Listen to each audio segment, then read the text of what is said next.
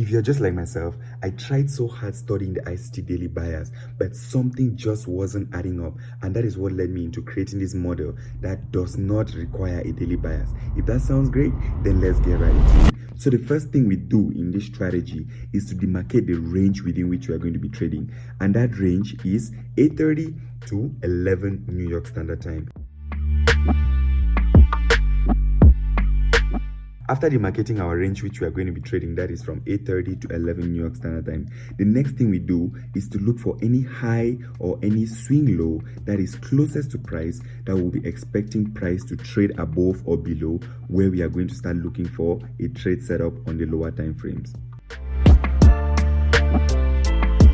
This is our most recent high, and right down here is our most recent swing low. Now we are going to be looking forward to price to trade either to the most recent swing high or to our most recent swing low, and that's when we are going to be looking for our trade. So as you can see here, exactly at 9:30 we had a sweep above this swing high.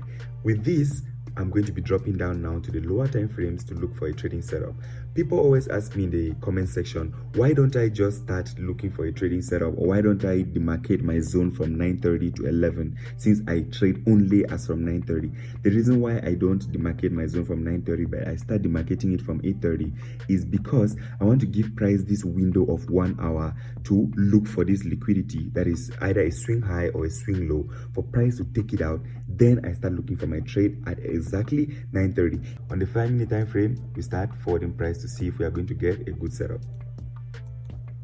Our ideal trading setup is when we have a very nice bullish impulsive move that takes out a high and had at least 2 bearish candles before that impulsive move and forms a fair value gap.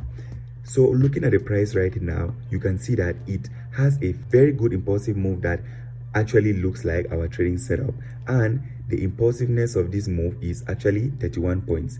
The only reason why this setup was not my ideal setup is because this candle right here was a bearish candle and not a bullish candle. So what I want to see is candle 2 of the fair value gap, that is the one within the fair value gap, and candle 3 of that fair value gap. I want both of those candles. If it's a bullish setup, I want both of them to be bullish, and if it's a bearish setup, I want both of them to be bearish. But I don't care so much about candle 1 of the fair value gap. So with that, this is not going to be our trading setup. Now looking at this on the flip side, we can see a very nice trading setup, and the trading setup actually formed 2 fair value gaps. You can see we had a smaller fair value gap at the top here, and we had a larger fair value gap at the bottom here, and literally it has actually met all our rules.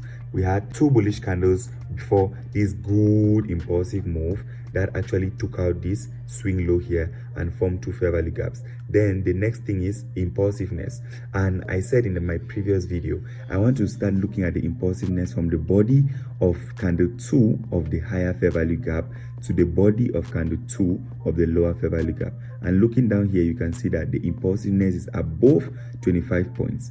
With that, it has actually met all the rules that we are going to be looking forward to trade.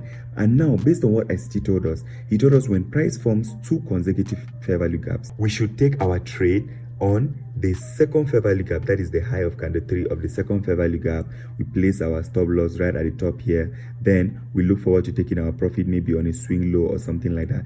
But I realized that doing that, you see, we are going to have a wider range where we are going to put our stop loss, and also our risk to reward is not going to be very nice on the trade. So based on my backtesting and what I realized in the market, I'm going to draw my feed from the high of candle 1 of the first fair value gap to the low of candle 3 of the second fair value gap.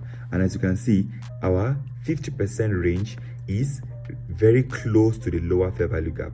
And based on what I still said that we take our entry right from here, I'm going to be dropping down now to the 1 minute time frame, where I'm going to be looking for another smaller fair value gap, the first one that price had not come back into, in this larger zone that is a lower fair value gap, and that is where I'm going to be taking my trade, and that is going to help us to have a smaller stop loss, but still we are going to be targeting the negative 0.5 level based on this 5-minute zone. Now on the 1-minute time frame, you can see that this was the lower fair value gap that we were looking at, and this was the higher fair value gap that we were looking at. And now for us to get a smaller stop loss and still get the range of take profit based on the 5-minute, we look for the first fair value gap that was formed within this lower fair value gap that we are going to be taking our trading. And as you can see, this was the first fair value gap right here. And you can see here, if we are taking our trade based on this fair value gap, we are going to put our entry on the low of the fair value gap, and we'll put our stop loss on the high of candle 1 of the fair value gap. Then we are going to be putting our take profit based on the negative 0.5 level of the entire range based on the 5-minute time frame. Okay, now we have placed our trades, so let's see what price is going to do. Right here, we can realize that price has just tagged us in our trade, and we're going to be looking forward to price getting to our take profit.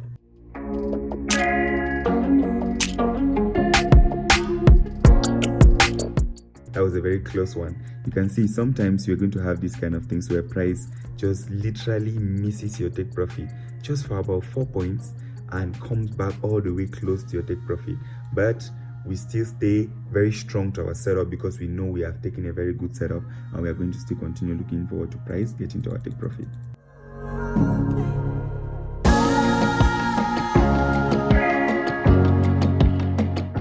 There we go. So you can see this is the trading model that I developed that does not require any daily bias and just requires you to be on the 15-minute time frame. From the 15-minute time frame, you drop down either to the 5-minute, maybe to the 3-minute or the 1-minute time frame to get your trading setup. If you do not understand this multi-time frame that I did on this video very well, then check out this video right now on the screen where I go into more in-depth on how to trade multi-time frame using this trading model.